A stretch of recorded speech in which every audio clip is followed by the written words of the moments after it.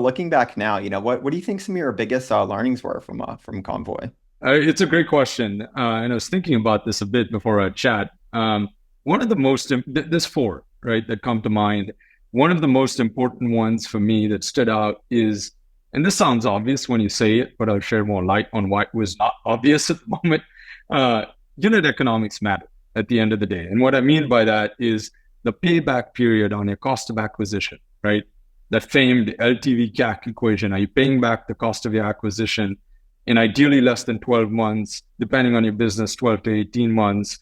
Um, that's really important as a founder, as an operator, to know what the answer is to that question and the path to get to that sub 12-month mark. And it's easy to lose sight of that in a B2B marketplace. Because depending on the type of leaders you have at the team, you might, especially if they come more from a technology background, potentially SaaS background, if you're building enterprise B2B company, which we were at Convoy, you might approach it a lot like a SaaS business. And that's very dangerous because SaaS businesses are inherently much more profitable than a marketplace business. The trade-off is there's almost no switching cost. In a marketplace, while you have lower margins generally, once you build and have that network effect, much higher switching costs, much higher cost for anyone else to compete, right? But the reality is it's not on a unit economic basis as attractive of a business as a SaaS business. You don't have 80+% gross margins. If you're lucky, you probably have 40 to 60%, right? And if you approach it with that SaaS mindset and lose sight of that, you can very quickly get to a point, as we did, I believe, at Convoy, where the economics don't make as much sense and you're burning through a lot of cash. So that was, I think, point number one. And B2B in general doesn't have the same rigor, I think, as B2C for marketplaces as it relates to economics.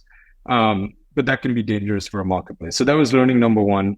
Learning number two is definitely like as it relates to expansion and network effects, right? Operationally complex marketplaces, I think you can easily get into a point where you expand into new businesses without considering, like, is that new expansion adding value to the rest of your network, right? Are you actually turning the flywheel faster by adding this expansion or not? Or are you actually building a net new business, which is easy to fool yourself to do? I'll give you an example. Like at Convoy, when I was launching the cross-border freight business, right? It sounded attractive because we were, like I mentioned, very close to our customers. Our largest customers were saying, hey, we have needs cross-border, help us support that need, right? So we're like, okay, that is reasonable. Let's try and figure out a way to do that. But what ended up being true was the supply, the liquidity of the marketplace, that is truckers for Convoy, was completely separate, right? And the truckers that did cross-border freight legally could not do any domestic freight within the US.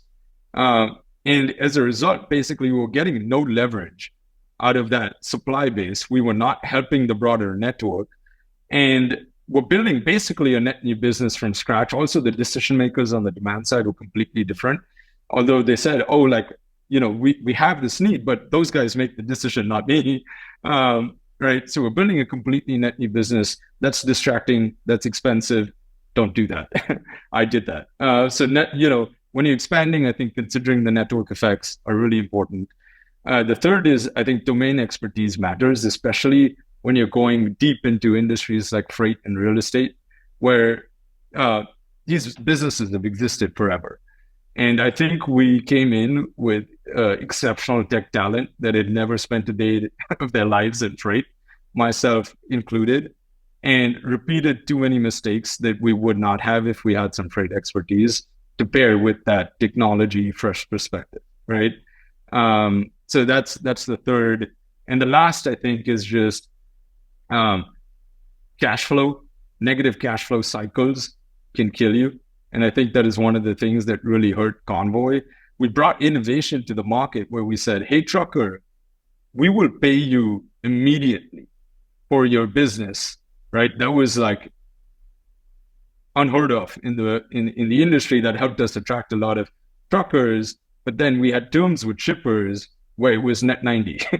So you're paying the trucker immediately, you're getting the revenue net 90, you're in this negative cash flow cycle, and as interest rates rise, your debt load for a business that scaled as large as Convoy did, it could kill you. And I think had a part to play in Convoy's, what again, speculating, but whatever happened there. So I think those were four of my big learnings coming out of Convoy.